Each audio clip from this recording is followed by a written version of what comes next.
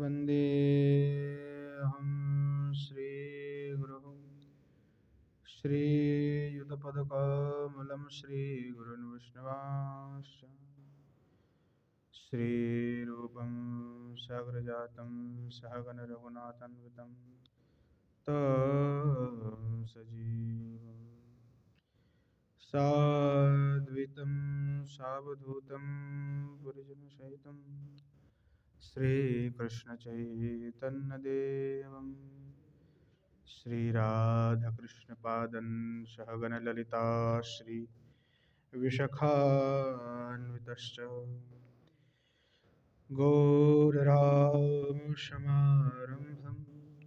ईश्वरीं च मध्यमाम् अस्मदाचार्यपर्यन्तं वन्दे गुरुपरम्पराम् पञ्चतत्त्वात्मकं कृष्णं भक्तरूपस्वरूपकं भक्तावतारं भक्ताख्यं नमामि भक्तशक्तिकम् बर्हापीडं नटवरवपुः कर्णयो कर्णिकारं बिभ्रद्वासहकनककोपीशं वैजयन्तीं च मालां रन्ध्रानवेन रधिरसुधया पूरयन् गोपवृन्दै बृन्दारण्यं स्वपदरवनं प्राविशद्गीतकीर्तिः श्रीमद्भागवतं नौमि यस्यैकस्य प्रसादतः अजिगतानपि जानाति सर्वसुभगमानपि गङ्गातरङ्गरमणीयजटाकलापं गौरी निरन्तरविभूषितवामभागं नारायणप्रियमनङ्गमदापहारं वाराणसीपुरपतिं भज विश्वनाथम् राधाकरावचितपल्लववल्लरीके राधापदङ्कविलसन्मधुरस्थलीके राधा यशोमुखरमत्तखगावलीके राधा विहारविपिने रमतां मनो मे नारायणं नमस्कृत्य नरं चैव नरोत्तमं देवीं सरस्वतीं व्यासं ततो जयमुदीरयेत् जननी जनको वन्दिद्धरणीधरणीधरो सन्तानवत्सलो पूजो सन्तनकुशलार्थिनो श्रीरूपं साग्रजं वन्दे रघुनाथं कृपामयं श्रीजीवं भट्टयोगं च शय्यनसुखदायकम् येषां सहजस्निग्धानं पादरेणुमभीक्ष्णसः सर्वविघ्नविनाशाय शिरसा धारयाम्यहम् वृन्द्यायै तुलसीदेव्यै प्रियायै केशवस्य च कृष्णभक्तिप्रदे देवी सत्यवत्यै नमो नमः वाञ्छकल्पतरुभ्यश्च कृपा सिन्धुभ्यैव च पतितानं पावनेभ्यो वैष्णवेभ्यो नमो नमः हरे कृष्ण कृष्ण कृष्ण हरे हरे हरे राम राम राम हरे हरे। बोलो श्री युगल सरकार की जय, श्रीमन महाप्रभु की जय। बोलो जय जय श्री राधे श्याम। परम पूज्य श्री पंडित बाबा की कृपा से नित्य सत्संग में श्री विश्वनाथ चक्रवर्ती पाद के द्वारा विरचित श्री उज्जवल नीलमणि किरण ग्रंथ का हम आस्वादन कर रहे हैं।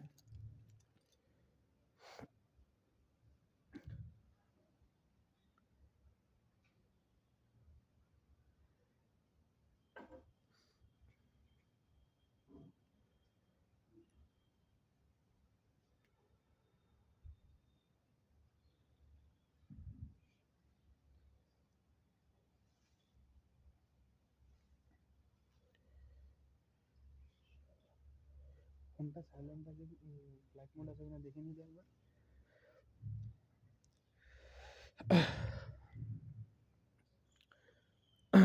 परम पूज्य पंडित बाबा की कृपा से नित्य सत्संग में श्री विश्वनाथ चक्रवर्ती पाद के द्वारा विरचित श्री उज्जवल नीलमणि किरण का हम आस्वादन कर रहे हैं, जो भक्ति ग्रंथ पंचकम में एक ग्रंथ है। पूर्व में भक्ति रसामृत सिंधु ग्रंथ समाप्त हुआ, उसके पश्चात जो है श्री उज्जवल नीलमणि किरण ग्रंथ हम आरंभ करेंगे।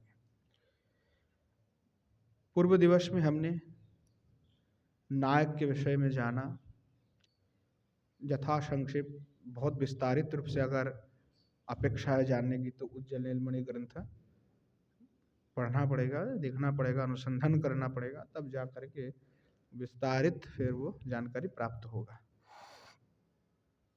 और कह रहे जो नायिका विभाग,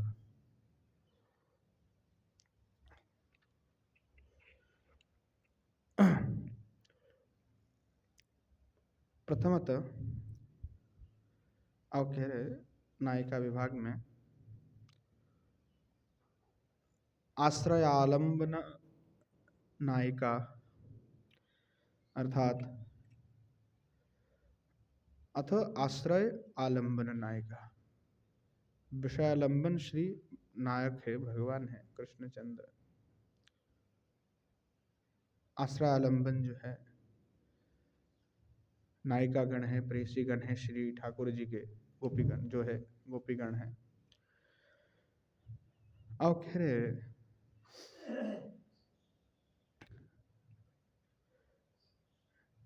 आश्रय आलंबन नायिका,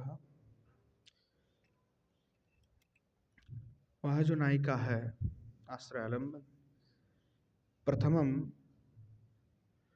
शिया शियाः परकीया इति द्विविधा, अर्थात आश्रय आलंबन जो नायिका है वो प्रथम एक स्वकीया है, दूसरा है परकीया। स्वीया का अर्थ हुआ स्वकीया और परकीया तो परकीया ही है। इति द्विविधा, दो प्रकार के है। तो कल हमने बताया था कि जो स्वकीया है और परकीया है उसमें थोड़ा सा हमने बता दिए थे कि स्वकीया क्या है और परकीया क्या है। जैसे उपपति और उपपति का जो भेद बताए थे उसी में बताए थे। जो पति के साथ जता शास्त्रगत जो विवाह होते हैं, उस विवाह के पश्चात जो पति के साथ जो संबंध है तो उसको हम स्वकीय भाव कहते हैं।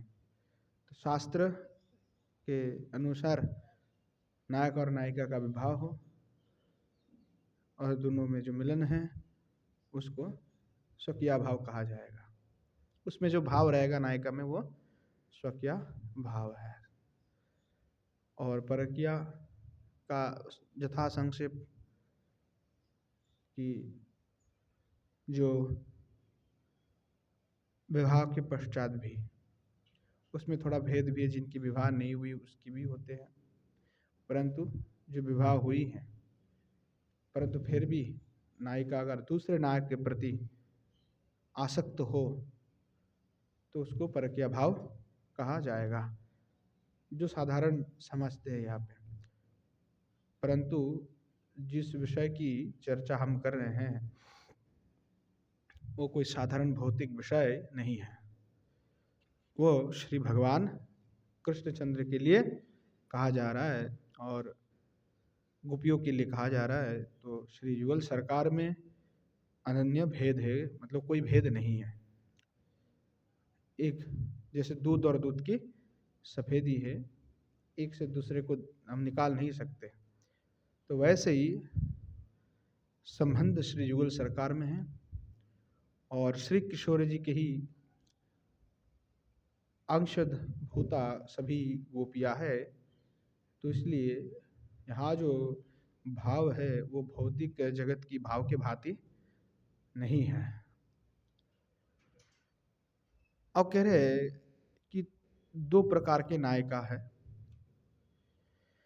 एक स्वकीय भाव है, एक परकीय है। ये दो प्रकार के भेद बता रहे हैं। अब कह रहे कात्यायनी व्रतपराणाम कन्यानाम मध्य या गांधर्वीण विवाहिता ता सिया। स्वकीय भाव किनके है, कौन है?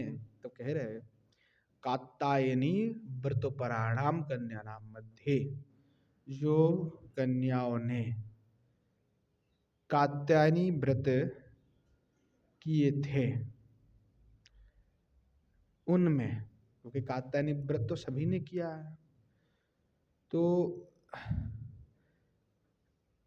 सबके साथ कृष्ण का विवाह नहीं हुआ है, क्योंकि राधा आदि के भी कात्यायनी व्रत के विषय में चर्चा आते हैं।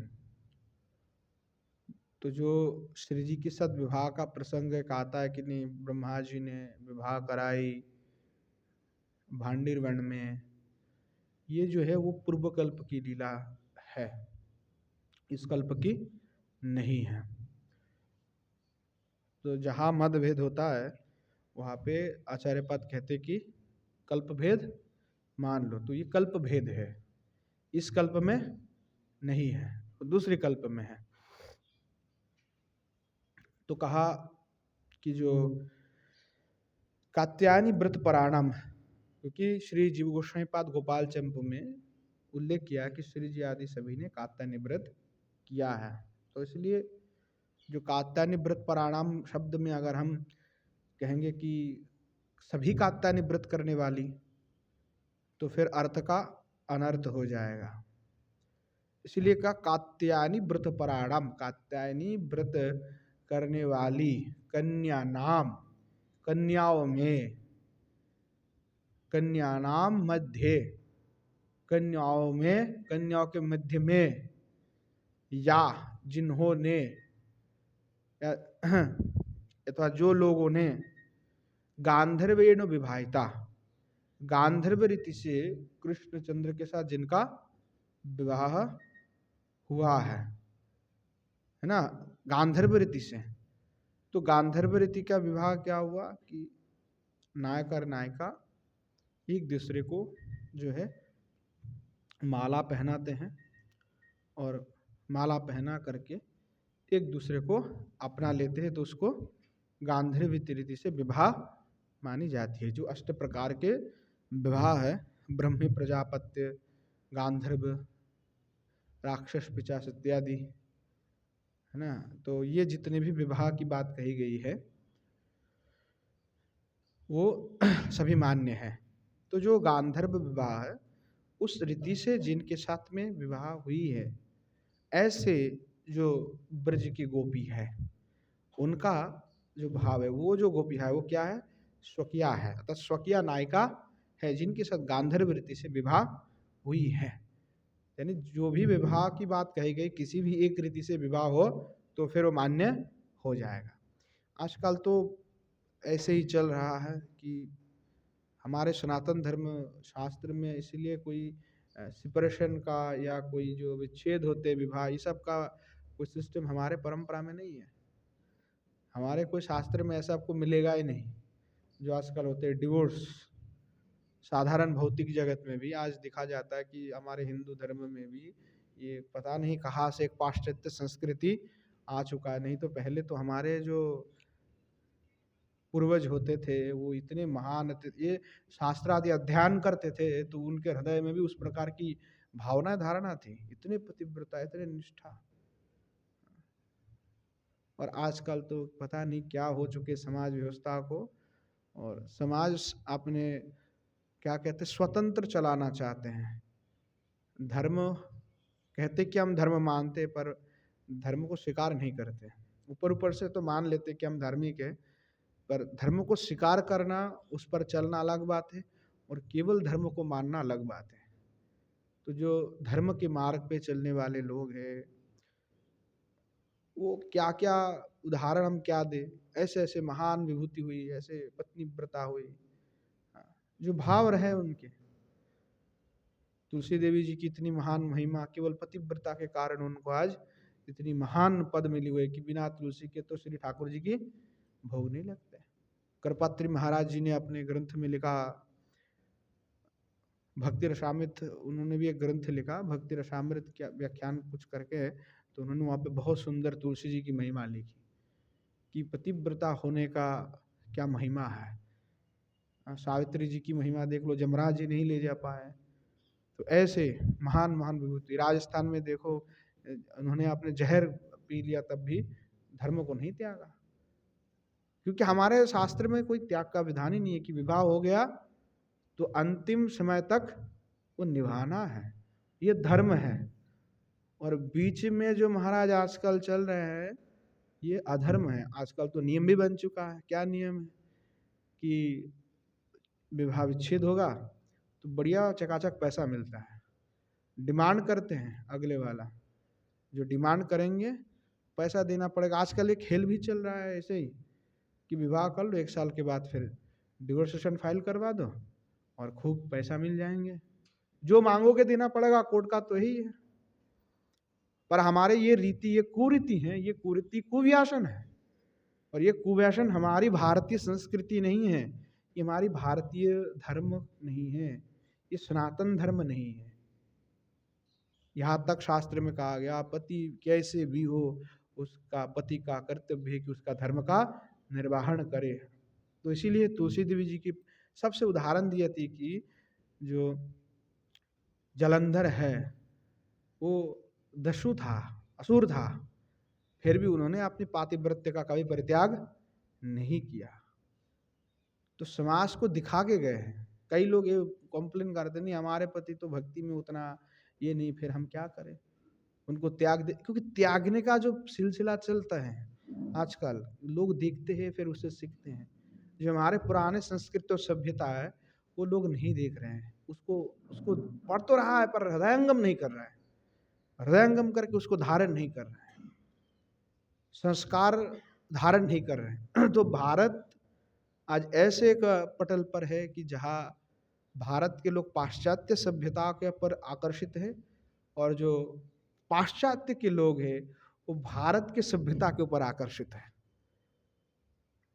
आप देखो कि जितने बाहर के अंग्रेज है वो आते हैं, वृंदावन में आ रहे हैं और पढ़ाई कर रहे हैं, संस्कृत पढ़ रहे हैं, अध्ययन कर रहे हैं और फिर वो समझ रहे, जान रहे। हमने पूछा कि आपके इतने इंटरेस्ट क्यों है, तो कहते कि उधर हमको कुछ नहीं मिला, उधर हमको कुछ नहीं मिला, सब निरर्थक है, तो इसलिए इधर आ गए। अब इसमें ढूंढ रहा हूँ कि भगवान है तो क्या है, क्या तत्व क्या है, इसको जानने की प्रयास कर रहा हूँ। और हमें सहज लभ्य है इसलिए हम उस पर रुचि प्रकट नहीं कर रहे हैं।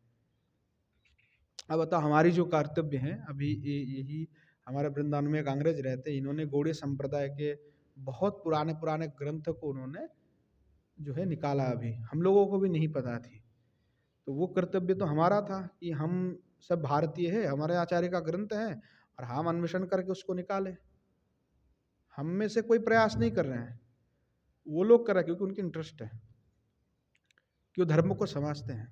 इसीलिए कई धार्मिक लोग ये कहते थे, उन्होंने वक्तव्य में ये भी कहा कि थोड़ी नास्तिकता भी जरूरत है।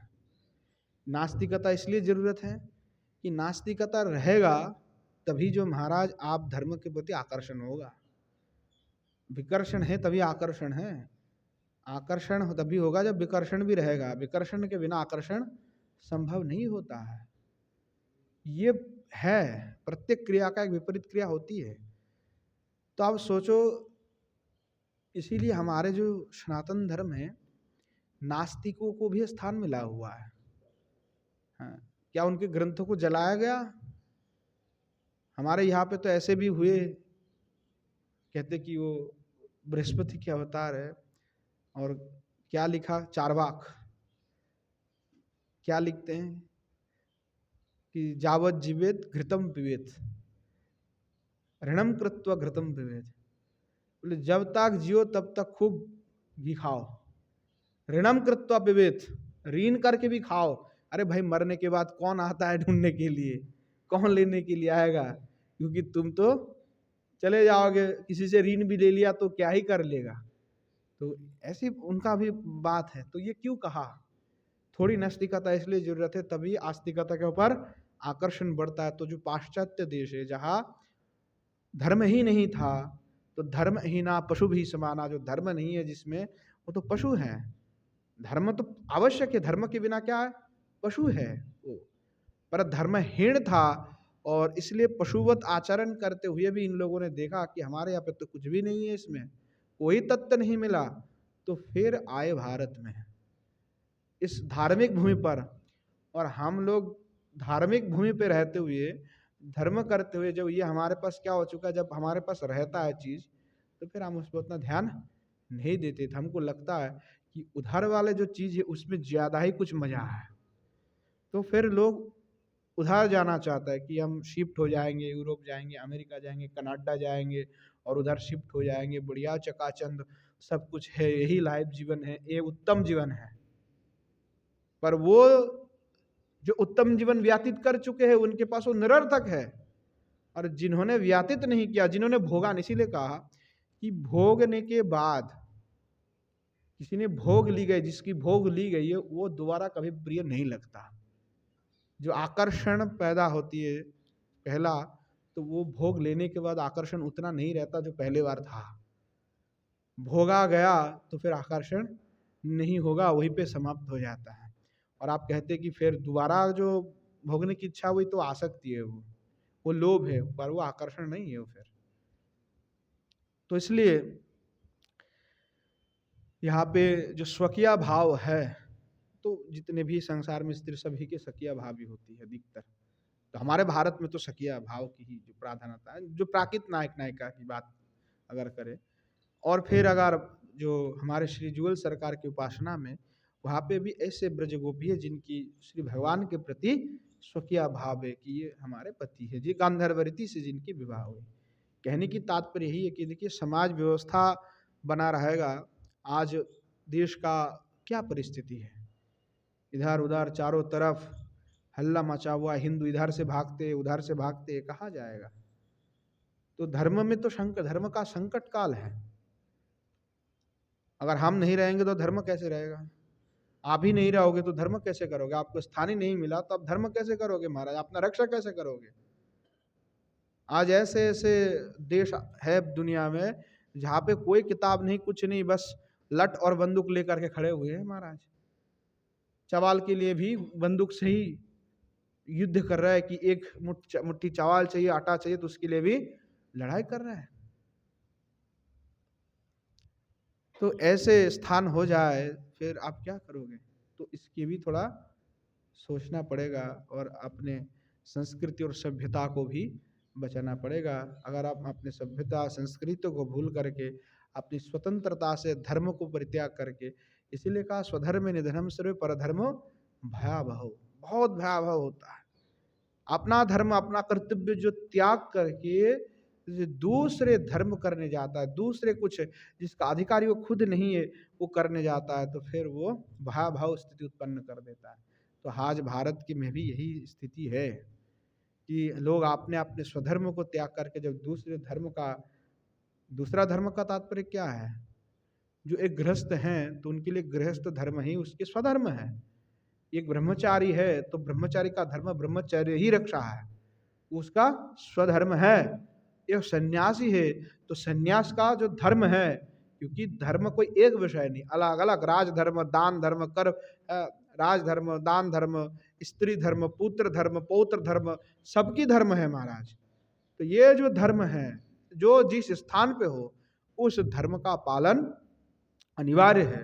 जो स्वयं अपनी धर्म का परित्याग करते हुए, हाँ, किसी भी कारण बस जो अपने धर्म का परित्याग करते हुए दूसरे धर्म को करने लग जाता था, तो उसमें अधिकारी ना होते हुए भी उसको करने जाता है, तो उसका स्थिति भयावह हो जाता है, कभी भी अच्छा फल नहीं मिलेगा। इसीलिए स्वतंत्र नहीं होना है, स्वतंत्रता के नाम पे उच्छृंखलता नहीं करनी है। स्वतंत्रता का तात्पर्य भिन्न है। अब स्वतंत्रता का अर्थ हम ले लेते कि अपना तंत्र, अपना ही मानेंगे महाराज, चाहे 10 दुनिया के लोग कुछ भी बोले।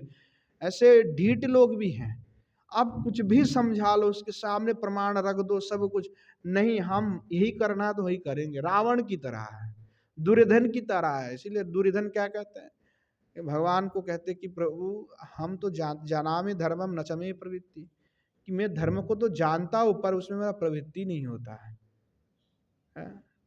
केनापि देवेन हृदय स्थितेन, कि कोई एक देवता है जो मेरे हृदय में स्थित होकर के वो फिर मुझे ही कर्म कराते हैं। जैसे कोई खेलना पुतुल है, उसको कोई खेलता है, कोई यंत्र को कोई चलाने वाला होता है, ठीक उसी प्रकार मुझे लगता है कोई मैं यंत्र हो और उसी प्रकार मुझे कोई चला रहा है।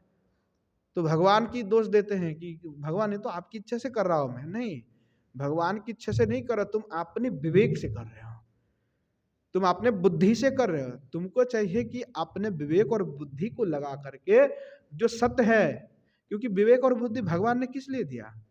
सत्य और असत का निर्णय करने के लिए दिया। क्या धर्म है क्या अधर्म है उसका निर्णय करने के लिए दिया। हम जो अध्ययन आज कर रहे हैं तो ये क्या है? विवेक और बुद्धि से विचार कर रहे हैं कि भाई दो प्रकार के न्याय क्या होते हैं, एक स्वकीय है, पर क्या है, कैसे? बुद्धि के द्वारा विचार कर रहे हैं ना, विचार करना पड़ेगा। तो ये जो विचार है, विवेक है, बुद्धि है, जब नहीं लगाओगे और खुद जो भी आ जाए फिर वो करते जाओ, तब तो महाराज कुछ नहीं होने वाला। अर्थात अपना भगवान ने विवेक और बुद्धि दिया, निर्णय करने का अधिकार दिया हुआ है। तो ये जो निर्णय करके फिर आपको चुनना पड़ेगा कि आप धर्म करोगे कि अधर्म करोगे। अगर अधर्म का साथ दोगे तो फिर आपका पतन तय है। भले ही आपको क्षण भर के लिए लग सकता है कि बड़ा जय जय हो रहा है। जब दुर्योधन के पक्ष में बहुत बड़े बड़े जो है लोग खड़े हो गए थे, गुरुवर्ग आदि, भीष्म आदि, जो धर्म को जानते थे, फिर भी उनके पक्ष में जाके विराजमान हो गए। तो भीष्म क्या कहते हैं कि महाराज जिनका नमक खा लिया है हम तो उसकी गुलामी करनी पड़ती है, तो इसलिए हम इनके पक्ष में आ चुके हैं। तो ये जो पक्षपातित्व है, जब आप धर्मों को छोड़ करके किसी कारणवश या अपनी प्रतिज्ञा के कारण, उन्होंने क्या कहा, भीष्म जी ने प्रतिज्ञा क्या करी थी कि मैं सदा ही इस राज गद्दी में पक्ष रहूंगा, मतलब जो गद्दी में बैठा होगा मैं उसी की पक्ष निभाऊंगा। अपना प्रतिज्ञा था, संकल्प था। और ये जो संकल्प है यही अधर्म का कारण बना। जब उनको पता था कि ये दुर्योधन अधार्मिक है तो उनको अपनी प्रतिज्ञा के कारण ये नहीं करनी चाहिए था कि मैं दुर्योधन का पक्ष में ही लड़ाई कर लूं, क्योंकि ये प्रतिज्ञा के कारण उनको अधर्म करना पड़ रहा है। तो ये धर्म करने के लिए अगर प्रतिज्ञा भंग भी हो जाता तो उसमें दोष नहीं लगता महाराज, परंतु उन्होंने प्रतिज्ञा को ही धर्म मान लिया, जबकि प्रतिज्ञा धर्म नहीं होती है। जब बाद में तो उनको समझा, तब वो खुद ही कहा, परंतु उस स्थिति में नहीं समझ में आता है। जब हम खुद उसी कैरेक्टर में आ जाते हैं तब हमें भी खुद समझ में नहीं आता, तो फिर वही हम कर लेते हैं, अधर्म कर लेते हैं, फिर अंतिम में हमारी अवस्था भी ऐसे ही होते हैं। तो इसीलिए विवेक और बुद्धि भगवान ने दी है, तो जो सत्य है उसका ग्रहण करो, जो असत्य है उसका परित्याग करो, जो धर्म है उसका ग्रहण करो, जो अधर्म है उसका परित्याग करो। परंतु जो ढीठ लोग होते हैं और दुर्योधन रावण की भांति, वो कभी भी परित्याग नहीं करते। उनको चाहे कितनी भी समझा लो, वो तो अपना ही मानेंगे कि महाराज अपनी इच्छा है, अपनी वासना है, उसको हम किसी भी परिस्थिति में त्यागेंगे नहीं, क्योंकि हमारा तो हट है, हम जेदी हैं। तो बाल हट, स्त्री हट, हाँ, ये जो हट है इनको कोई हटा नहीं सकता। या योगी होते हैं, योगी योग करने वाले जो हट योगी, और स्त्री हट और बाल हट, इन तीनों को कोई भी महाराज बदल नहीं सकता। तो इसलिए ये बड़ी सावधानीता से अपने जीवन पे चलना चाहिए कि हमें, अगर जो महाजन जिस मार्ग में चले हैं तो महाजन की पंथा को अवलंबन करके। और महाजन कौन है? ये आजकल के आधुनिक जो जगत में कोई व्यक्ति विख्यात होगा वो महाजन है? नहीं है। हमारे लिए वो महाजन नहीं है। महाजन कौन है? महाजन हमारे लिए रूप सनातन गोस्वामी है, श्रीमन महाप्रभु हैं। फलाना कोई महात्मा आज प्रसिद्ध हो गया तो महाजन हो गया, वो आपके निकट में महाजन हो सकता है, हम तो नहीं मानेंगे ना। महाजन क्या हो सकता है कि उन्होंने कुछ अपने सिद्धांत विरुद्ध भी चल रहे हो, परंतु महाजन कौन है? रूप सनातन गोस्वामी है, महाप्रभु हैं। तो उनके आदर्श पे जो चल रहे हैं वो हमारे लिए परम प्रमाण है, परम प्रामाणिक है। उसकी विरुद्ध कोई चल रहा है, विरुद्ध को सिद्धांत देते हैं, फिर हम उसको स्वीकार नहीं करते। तो जो भक्ति है, भक्ति की बेसिक यही है, नॉलेज में भक्ति क्या है। तो भक्ति की साधारण अवस्था है कि पहले हम भक्ति को समझे कि भक्ति है क्या, और उसके बाद कौन से भक्ति हमें करना है। मनमानी भक्ति नहीं करनी है। आपने मनमानी, लोग कहते हैं कि मैं तो इस भाव में उपासना कर रहा हूं, नहीं, भाव में उपासना करने से कुछ नहीं होने वाला। जब आपको पता है नहीं कि भाव ही कौन सा है, कौन से भाव में उपासना कर रहे हैं, तो ये कहीं ना कहीं संग में आकर के विभ्रांत हो जाते हैं, इधर भी उधर भी, तो इधर भी नहीं रहते ना इधर भी रहते, तो फिर बीच में रह जाते। तो इसलिए सिद्धांत जानना बहुत आवश्यक है। तो जो कह रहे थे कि जो नायिका है वो स्वकिया है और परकिया भी है। तो स्वकिया कौन है, तो कात्यायनी व्रत करते हुई जो कन्या ने कात्यायनी व्रत किया था, उनमें जो गांधर्व विवाह से जिनके साथ उनका विवाह हुआ वो स्वकिया है। तदन्य धन्यादय कन्या परकिया एवं। और कहने लगे कि तद भिन्न, तद इतरह, तद अन्य, अर्थात जिनकी गांधर्व रीति से विवाह नहीं हुई है, अर्थात गांधर्व रीति से ही भगवान से विवाह हुआ है, दूसरी कोई रीति से किसी के विवाह नहीं हुई है। तो कहा तद अन्य, अर्थात जिनके साथ विवाह नहीं हुआ है ऐसे। धन्यादय, तो धन्य आदि जो कन्या, जो कन्यागण है वो कौन है, तो परकिया है, वो सभी परकिया है। श्री राध्यास्तु प्रौढ़ा परकिया एवं। तो जो श्री राधा आदि है वो प्रौढ़ा, जो प्रौढ़ागण है वो परकिया है। तो थोड़ा सा इसमें विषय समझना पड़ेगा कि जो इसमें सखिया क्या है, परकिया क्या है, कन्या क्या है। तो सखिया तो हमने बता दिया कि विप्र और अग्नि को साक्षी मान करके पानी ग्रहण अगर कर लेते, विवाहित जो पत्नी अथवा जो भी विवाह के अष्ट विवाह में कोई विवाह कर लिया, तो फिर उसको हम पातिव्रत धर्म का जो निर्वहन करती हैं पूर्ण रूप से, तो ऐसे स्त्री को हम जो है स्वकिया कहेंगे। तो पातिव्रत जो भी जगत में, जो भी जगत में परकिया निषिद्ध है, भौतिक जो जगत है इस जगत में परकिया टोटल रूप से निषिद्ध कर दी गई है। ये अपराध है, अधर्म है। जो भी परकिया, अर्थात जिसकी विवाह हुई है, एक बार किसी से आपका विवाह हो गए स्त्री का, तो स्त्री दूसरे किसी से विवाह नहीं कर सकती, ये स्पष्ट माना है।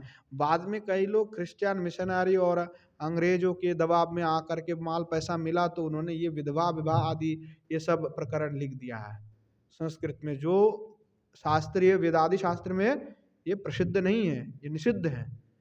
ये स्त्री का विवाह हो गई है तो कहते हैं कि जो स्त्री है जो बाल्य अवस्था होगी, तो उस समय में जो है, आजकल हम देखते हैं कई लोग स्वयं जो है, आजकल नेट में आ जाता है कि कई श्री बिहारी जी शादी कर रहे हैं, कोई विट्ठल नाथ से शादी कर रहे हैं, कोई कह रहा है कि मैं भी आज कली युग की मीरा हूँ, है ना, तो ठाकुर गोपाल जी को बैठा करके शादी कर रहे हैं।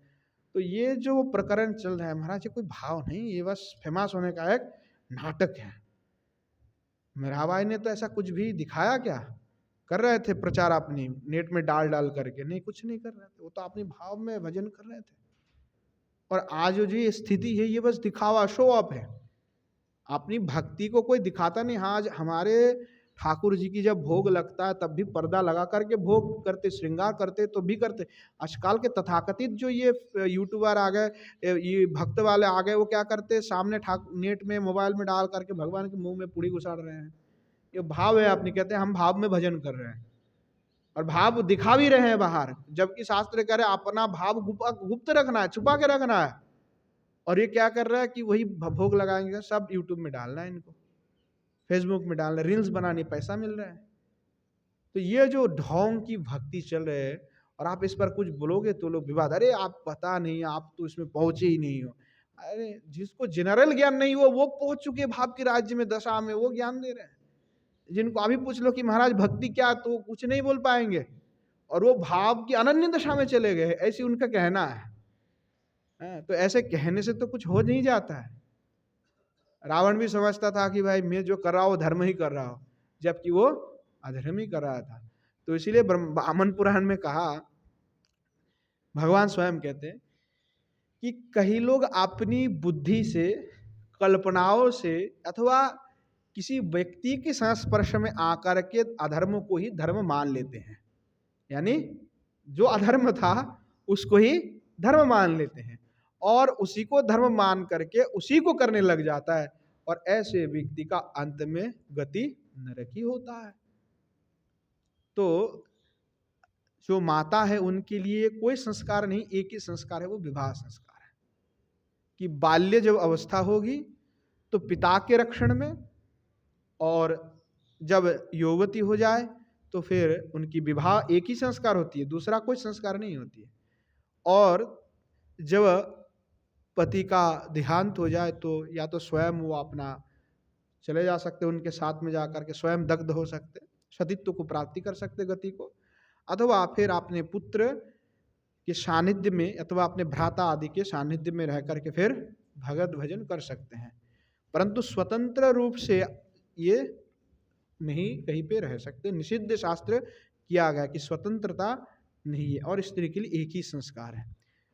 तो आजकल तुम्हारा स्वतंत्रता ही चल रहा है, और स्वतंत्रता के कारण क्या बन गया, जो कुछ भी हो रहा है आजकल, क्या क्या अनिष्ट चल रहा है, लिव इन रिलेशन, ये सब फलाना, मतलब शास्त्रीय कुकृत्य, साक्षात अधर्म। और ये जो कलियुग चल रहा है, अब पूरे देखने में लगता है कि सही में कलियुग है।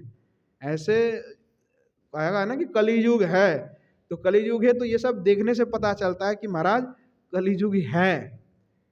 इसका प्रमाण है जो शास्त्र में पहले से ही बात कही गई है, वो सब दिख रहे हैं। तो जो प्रत्यक्ष किम प्रमाणम, जो प्रत्यक्ष दिख रहा है उसके लिए क्या प्रमाण लेंगे। तो ये अनुचित है। तो इसलिए माताओं को शास्त्र तक यहाँ तक कहते हैं कि जो स्त्री हैं वो अपने जीवन में 2 बार ही चौखट को पार करती हैं।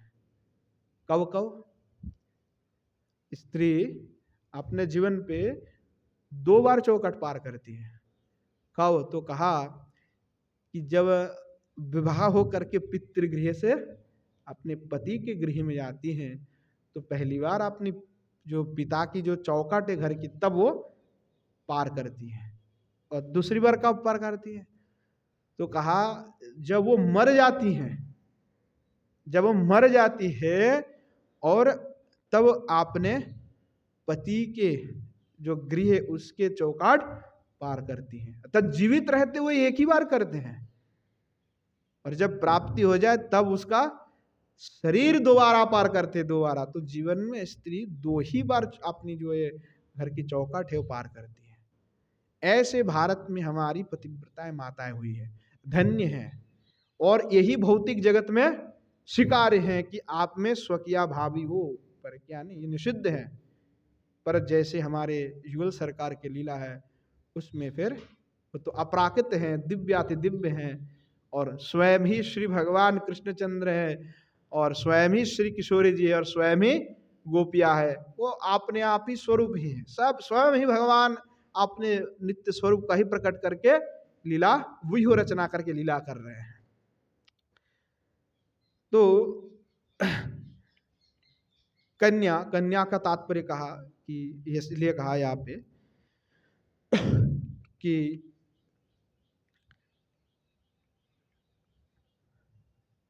तद अन्या धन्यादयो कन्या परक्या एव राध्यास्तु प्रौढ़ा परकी एव। जो राधादि है प्रौढ़ परकिया है। कियंत गोकुले शियापि पित्रादि शंकया परकिया एव। उसके अलावा गोकुल में ऐसे कुछ गोपियां हैं जिनकी भाव तो सिया है, फिर भी पितृ आदि की भय से, शंका से ये भी परकिया है।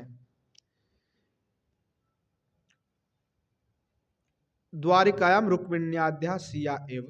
जो द्वारिका है, रुक्मिणी आदि द्वारिका में उनकी सिया भाव है।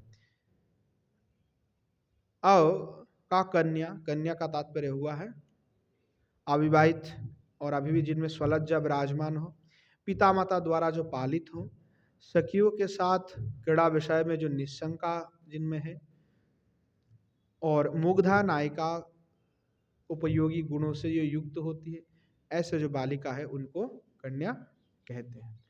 अब कहा प्रौढ़ा। प्रौढ़ा कौन है? क्योंकि राधा अद्य प्रौढ़ा कहा है, तो गोप कुमारों के साथ विवाहित होने पर भी जो कृष्ण के प्रति लालसा रखती है, प्रेम रखती है प्रबल,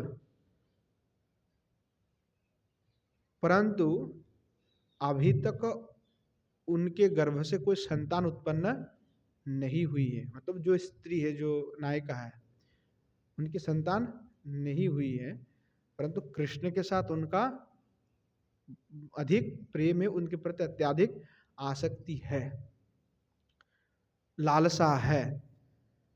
ऐसे जो ब्रज गोपियां है उनको प्रौढ़ा या प्रौढ़ कहा गया है। इसलिए श्री जी के लिए ये बात कही गई है कि प्रौढ़ा है। अब कहा ततश्च मुग्धा मध्या प्रगल्भा इति त्रिविधा,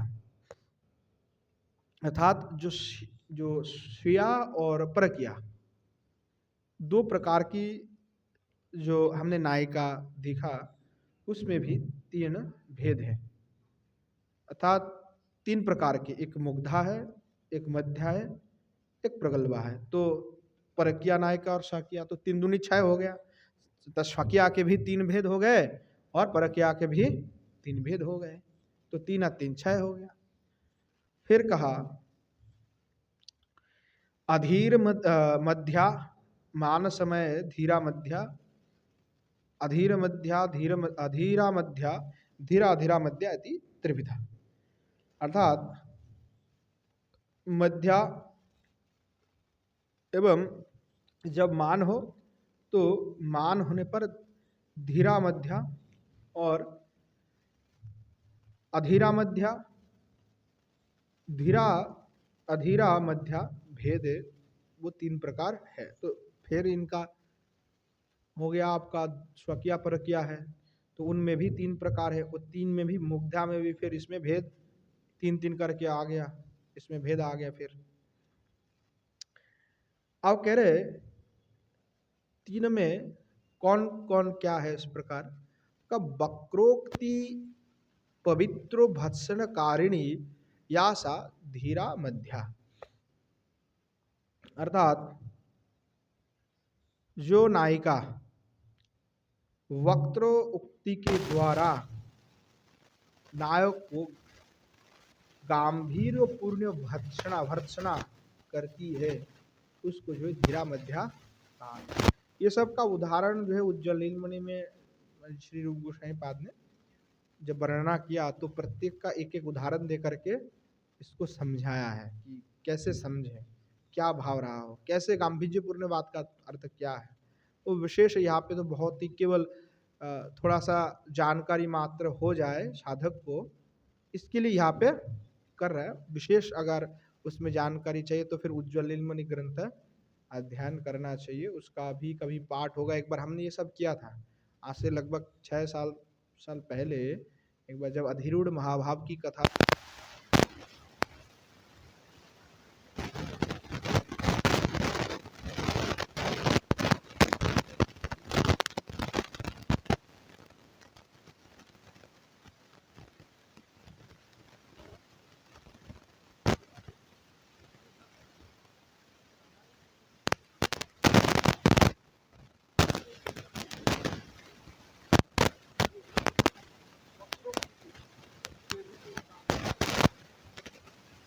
गंभीरपूर्ण भत्सना करते, मतलब टेढ़ी मेढ़ी बात भी कहेंगे, वाक्य भी ऐसे कहेंगे गंभीर, गांभीर्य रहेगा। हम कहते हैं ना कि बड़े गंभीर होकर के बात कीजिए महाराज, ऐसे थोड़ा हल्के में हो जाएंगे, ऐसे नॉर्मली बात करते हैं तो फिर हल्के में लिए जाएंगे, तो थोड़ा क्या होगा, टेढ़ा मड़ा भी होगा पर बहुत गंभीरता से बात करेंगे, ऐसे गंभीरतापूर्ण बात करेंगे नायक को भर्त्सना करते हुए, तो उसको धीरा मध्य कहेंगे।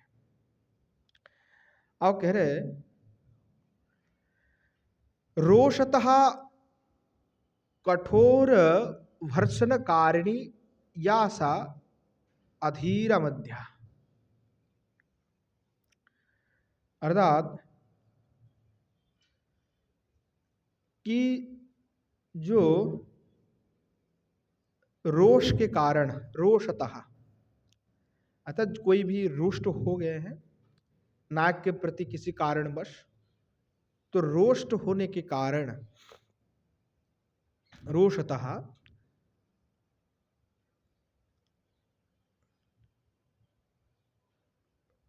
बहुत कोई ऐसा मामला हो गया कि मानो श्री जी को बोला कि मैं आऊंगा निकुंज में इतने समय में, अब आया नहीं, या दूसरी के पास गए तो फिर चंद्रावली के पास गए तो क्रोधित हो गए, रोष हो गए।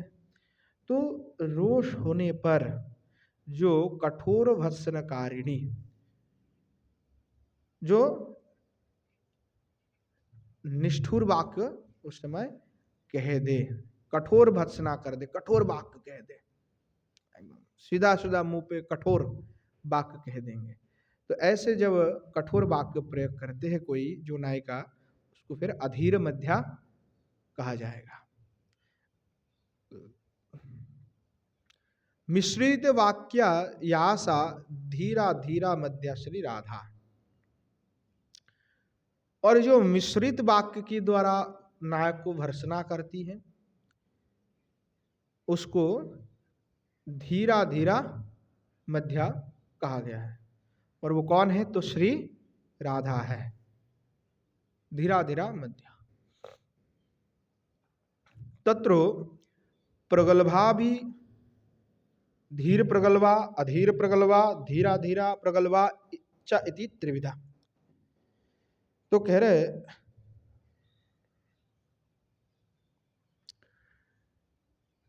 अब कि जो मुग्धा मध्या प्रगल्भा इति त्रिविधा कहे थे, उसमें जो मुग्धा है उसमें कहा ये तीन प्रकार के हैं, अधीर, धीरा मध्या, अधीरा मध्या, धीरा धीरा मध्या। ठीक है। अब कह रहे जो प्रगल्भा है,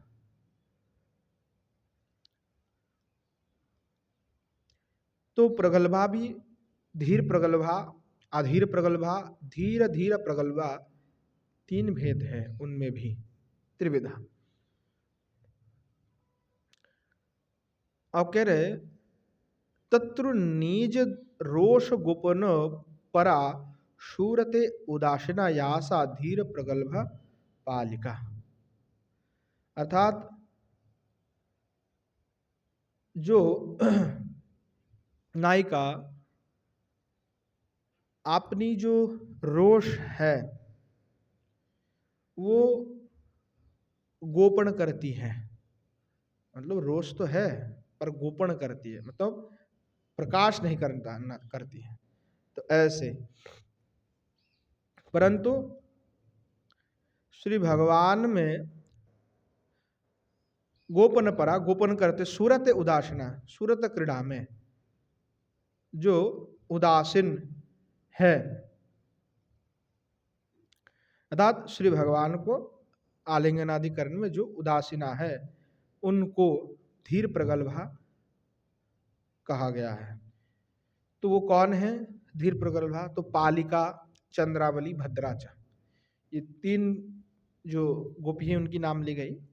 एक चंद्रावली है, एक पालिका है और तीसरा भद्रा है। ये तीनों जो है धीर प्रगल्भा है। निष्ठुर तर्जनेन कर्णोत्पलेन पद्मेन या कृष्णम ताड़यति सा अधीर प्रगल्भा। तो कहा कि जो गोपी निष्ठुर तर्योन, यानी निष्ठुर अर्थ तो स्पष्ट है, मतलब कठोर वाक्य जिसको कहना, निष्ठुर तर्जनेन, निष्ठुर तर्जन, तो यहाँ पे कहा कि जो निष्ठुर तर्जन करते हुए और अपने कर्णोत्पल आदि के द्वारा, कर्णोत्पलेनो, पद्मेन, पद्म के द्वारा, जा कृष्णम ताड़ती, जो कृष्ण को ताड़ना करती है, ताड़न करती है ना, कर्णोत्पल आदि उसके द्वारा ऐसे उसको श्री भगवान को ताड़ना करती है, या पद्म पुष्प ले लिया उससे ताड़ना कर रहे हैं। तो ऐसे उनको क्या कहा गया, अधीर प्रगल्भा, और वो अधीर प्रगल्भा है। तो अधीर प्रगल्भा कौन है, तो कहा ब्रज में श्यामला नाम के जो गोपी हैं वो अधीर प्रगल्भा है। ये सबका उदाहरण जो है श्री रूप गोस्वामी पाद ने वो उज्जवल नीलमणि में दिया है स्पष्ट करने के लिए। तो वो ज्यादा लंबा हो जाएगा, कभी उज्जवल नीलमणि अगर हो तो फिर तो आनंद ही आ जाए। उसमें ये बहुत विस्तार रूप से जो है वर्णन की गई है। अगर उसमें ही हम चले जाएंगे फिर ये ग्रंथ ही छूट जाएगा। एक एक का सबका उदाहरण दी गई है और फिर समझाए गए हैं। तो विशेष कभी पाठ हुई तब तो अलग बात है। तो संक्षेप में जो जरूरत है, क्योंकि आगे उसका बहुत ग्रंथ और भी है, इसमें 5 ग्रंथ हैं। रोष संगोपनम कृत्वा, अर्थात अपनी जो रोष है उसको गोपनम कृत्वा, गोपन करते हुए, किंचित तर्जनम करोति, जो थोड़ा तर्जन करती है, क्रोध प्रकाश करती है, तर्जन गर्जन जिसको हम कहते हैं, या सा धीरा धीर प्रगल्भा मंगला, तो उसको ऐसे जो गोपी है उनको धीरा धीर प्रगल्भा कहा जाएगा। और वो कौन गोपी है, तो कहा मंगला नाम के जो गोपी है वो धीरा धीर प्रगल्भा है। मुग्धाति रोषेण मौन मात्र परा एक विधिव एवं त्रिविधो मध्या प्रगल्भा त्रिविधा मुग्धा एक विधा इति शब्दधा। अब कह रहे कि मुग्धा एक ही प्रकार के हैं, ठीक है। तो मुग्धा क्या करती है, तो कह रहे अति रोषेण मौन मात्र परा। तो पहले जो 3 भेद बताया मध्या का, क्योंकि पहले कहा 3 प्रकार के नायिका है, मुग्धा है, मध्या है और प्रगल्भा है। तो मध्या 3 प्रकार के हो गए, धीर मध्या, धीरा धीरा मध्या 3 प्रकार। फिर प्रगल्भा हो गया, तो प्रगल्भा भी 3 हो गया, धीर प्रगल्भा, अधीर प्रगल्भा, धीरा धीरा प्रगल्भा। अब क्या एक बचा हुआ है मुग्धा। तो मुग्धा को पहले नहीं कहा था, मध्या को लिया फिर प्रगल्भा को कहा। तो कह रहा कि नहीं, मुग्धा का कोई भेद नहीं है, एक ही भेद है, उसमें कोई दूसरा और कोई भेद नहीं है, वो एक ही है। तो मुग्धा क्या है, अति रोषण मौन मात्र परा एक विधीव, अर्थात कि अत्यंत रोष होने पर भी मौन हो जाना, कुछ नहीं कहना। तो ये प्रेम का अर्थ है। आप सोचो कि कोई प्रेमी अगर मौन हो जाते हैं, चाहे प्रेमी को चाहे प्रेमिका, तो मौन होना अगर चाहते हैं तो समझ लो कि बहुत ज्यादा क्रोश है, बहुत ज्यादा रोष है। तो ये तो स्थिति होती है। तो आपको जब लीला आस्वादन होगा, जब श्री जुगल सरकार की लीला में भी आता है, जो श्री जी कई बार क्रोधित हो गया, दूसरा जो गोपी क्रोधित, कुछ नहीं वैसे श्री कृष्ण आया भी ऐसे, हमने तो अध्ययन किया तो हमको मिला। एक बार कोई ऐसे ही चला गया चंद्रावली के पास में, तो श्री जी की बड़ी कोप हो गई, तो कृष्ण आया तो कुछ नहीं कहती है। कृष्ण चिढ़ाते, कुछ तो कहो, कुछ तो कहो, बिल्कुल कुछ नहीं कहती है। तो मतलब समझ लो कि फिर पूरा एकदम अंदर जो है ना भरी पड़ी हुई है रोष क्रोध, बहुत ज्यादा रोष है ना। तो श्री जी कहती है कि अगर हम इसको निकालेंगे, ये जब अगर निकालेंगे ये बाष्प, जो अगर इसे क्रोध को निकालेंगे तो सामने सब भस्म हो जाएगा, त्रिभुवन नष्ट हो जाएगा। तो अंदर जो है वो उसको दग्ध कर लेती है, अपने आप को स्वयं को तपाती है, पर बाहर प्रकट नहीं करती, क्योंकि वो जो रोष है क्रोध है वो प्रकाश करेंगे, बोले त्रिभुवन ही क्षण भर में नष्ट हो जाएगा। तो वो उनका भाव है। तो प्रेमी और अगर चुप हो जाए प्रेम में, तो सोचो कि बहुत ज्यादा उसमें रोष है, तो वो चुप हो जाती है। तो मौन का अर्थ हमेशा ये नहीं होता कि सम्मति लक्षणम, शास्त्र में कहा गया ना कि मौनम तो सम्मति लक्षणम, कि मौनता को सम्मति का लक्षण मान लेना चाहिए। परंतु सामान्य विषय में तो ठीक है, परंतु प्रेम के विषय में ये कहना उचित नहीं है कि मौनता का मतलब सम्मति है। यहाँ पे तो महाराज मौनता का मतलब ही बहुत ज्यादा रोष अगर नायक के प्रति है तब जाकर के ये मुग्धा है, और बहुत ज्यादा रोष है तब जाकर के मौन हो जाते हैं, तो तभी मुग्धा कहा गया। तो इसलिए ये जो चुपचाप हो जाना, इसका तात्पर्य कि भीतर तो बहुत है पर कुछ बोल नहीं रहे हैं। तो इस प्रकार जो कह रहे हैं, ऐसे त्रिविधो मध्या प्रगल्भा, यानी 3 प्रकार के मध्या और 3 प्रकार के प्रगल्भा। त्रिविधो अर्थात 3 दूनी 6 और मुग्धा 1 विधा और मुग्धा 1 है। तो ये टोटल मिला करके कितना हो गया? सप्तधा, यानी 7। सिया परक्या भेदेन चतुर्दश विधा। तो इसका अब 7 हो गए नायिका का। अब स्वकिया का भी 7 है, परकिया के भी 7 है। यानी सिया जो कहा गया वो जो नायिका है उनकी भी 7 हो गई भाव, और इनकी भी 7 है। तो 7 और 7 मिलकर कितना हो गया? चतुर्दश। तो 14 प्रकार की नायिका हो गया। कन्या चा मुग्धा मुग्धैव 1 विधा इति 15 विधा नायिका भवन्ति। तो कन्यकाओं जो है मुग्धा का एक प्रकार है। जो कन्या कहा गया ना, 3 प्रकार की बात कही थी पहले ना, कि एक हो गया सिया, हो गया एक हो गया जो प्रौढ़ा भी कहा गया, हो गया आपका श्री किशोर जी को प्रौढ़ा कहा गया, दूसरा आ गया कि आपका कन्या। तो जो कन्या, स्वकिया, परकिया और कन्या। तो परकिया में तो श्री जी हैं आगे, भले प्रौढ़ा परकिया कहा गया है उसमें। तो कहा कि जो कन्या है उनमें मुग्धादि अधिक गुण होती है, तो इसलिए उसको एक ही मान लिया उन्होंने, उसी में उसको अंतर्भाव कर लिया मुग्धा में ही। तो कहा कि जो पहले हमने 7 बताया, स्वकिया का भी 7 भेद हो गए, नायिका का, परकिया के भी हो गए, और मुग्धा को भी हमने एक ही में ले लिया। किस में ले लिया? तो जो है कन्यका को भी हमने मुग्धा में ले लिया। तो टोटल आपका हमारा यहाँ पे फिर 15 हो गया। तो इसलिए टोटल मिला करके 15। तो ये 15 विधा, ये 15 जो प्रकार के नायिका भवंती, 15 प्रकार के नायिका शास्त्र में कही गई है। 15 प्रकार की नायिका की बात कही गई है। आगे जो है नायिका का भेद जो कह रहे हैं, अष्ट नायिका। अब जो है नायिका कितने हैं? 8 हैं।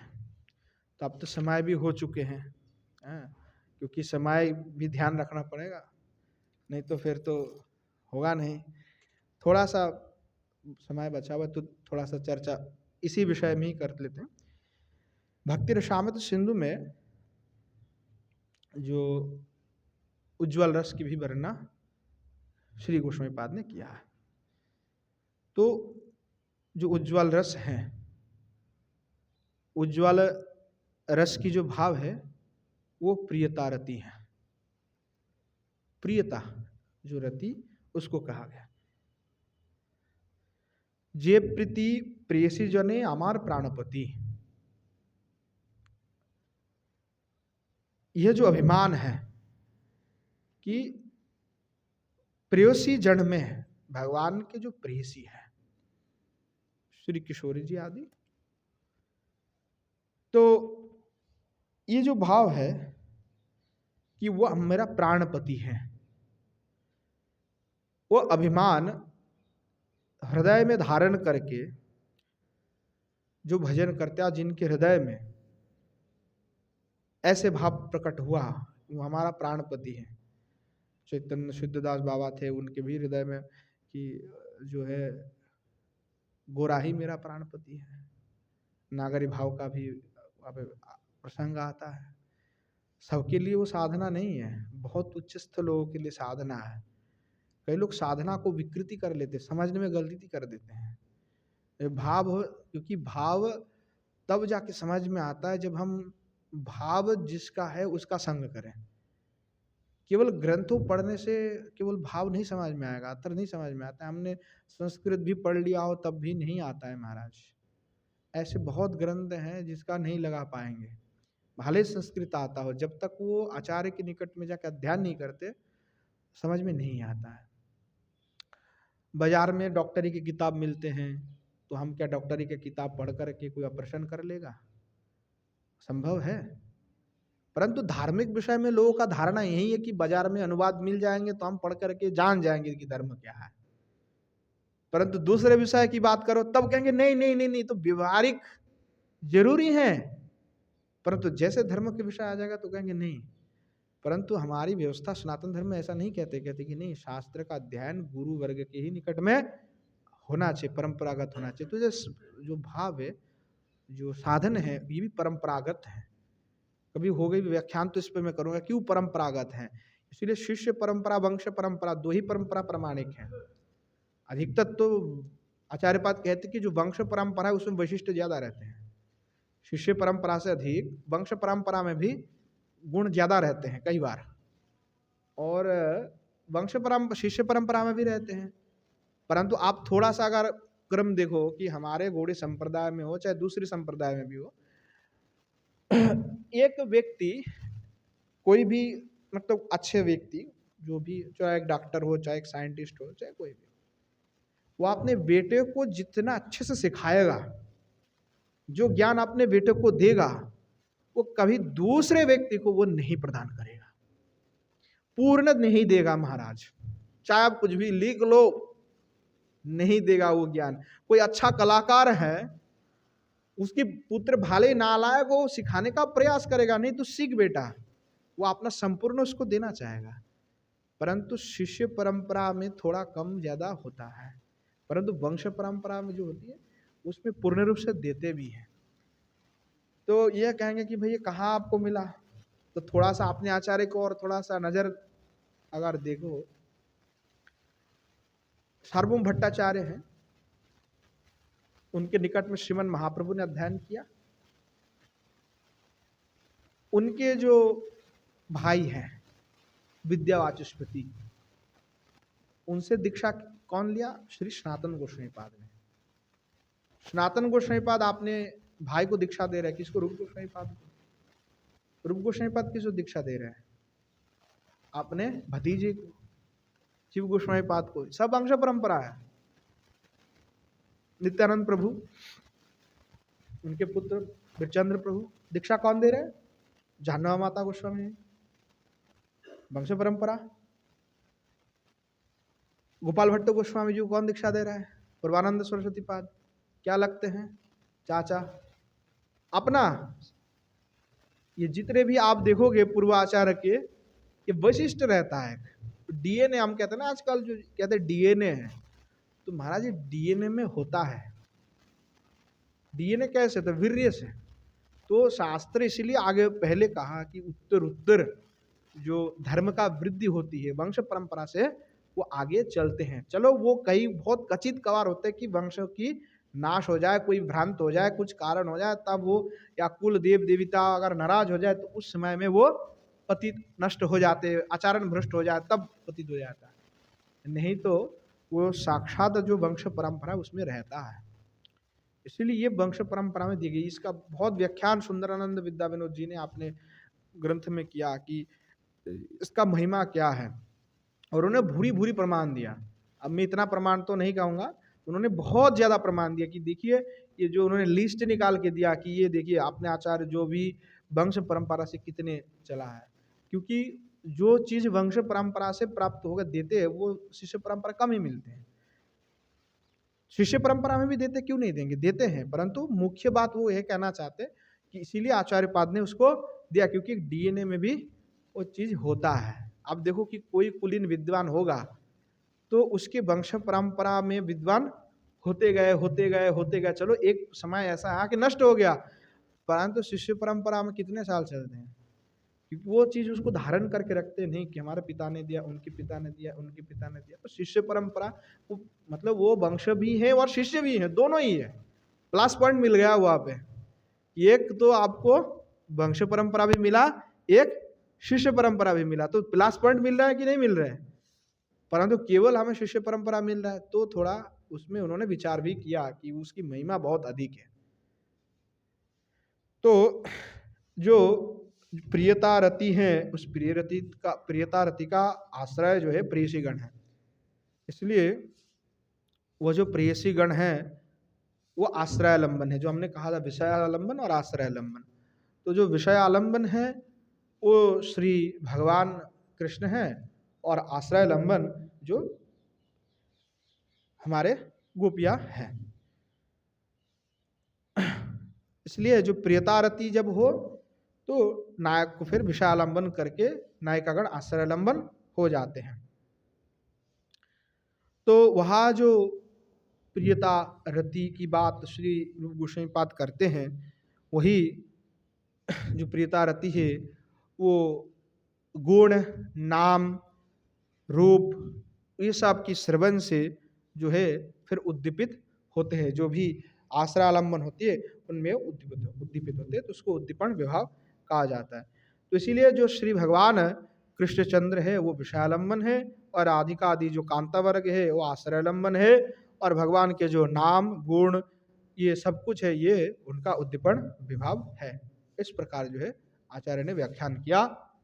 तो आज यहीं पे विश्राम देते हैं, फिर पुनः काल से जो है कथा नहीं होंगे। काल से हमारे भागवत निवास में उत्सव है परम पूज्य श्री विष्णु जी महाराज के। तो 3 दिन जो है 5 बजे से 6:30 बजे तक जो है बंगला भाषा में सनातन शिक्षा के ऊपर जो है कथा होंगे। तो आज यहीं पे विश्राम देते हैं। प्रेम से बोलिए जय जय श्री राधेश्याम निताय गौर शितनाथ प्रेमानंदे हरि हरि बोल। श्री युगल सरकार की जय। श्री युगल सरकार के समस्त पार्षद वृंद की जय। श्री वृंदावन धाम की जय। धाम में विराजमान सभी संत विष्णु भक्त वृंद की जय। श्री गिरिराज महाराज की जय। श्री यमुना देवी की जय। श्रीमन महाप्रभु की जय। श्रीमन महाप्रभु के समस्त पार्षद वृंद की जय। श्री नवद्वीप धाम की जय। धाम में विराजमान सभी संत वैष्णव भक्त वृंद की जय। श्री गंगा देवी की जय। श्री विश्वनाथ चक्रवर्ती पाद की जय। श्री उज्ज्वल नीलमणि किरण की जय। श्री भागवत निवास की जय। श्री पंडित बाबा की जय। श्री कृपा सुंदर बाजी महाराज की जय। श्री विश्वनाथ बाजी महाराज की जय। श्री राम गोपाल दास बाजी महाराज की जय। आज की हरि कथा की जय। हरि कथा में पधारने वाले सभी संत वैष्णव भक्त वृंद की जय। अपनापन गुरु गोविंद की जय। बोलो जय जय श्री राधेश्याम निताय गौर शितनाथ प्रेमानंद हरि हरि।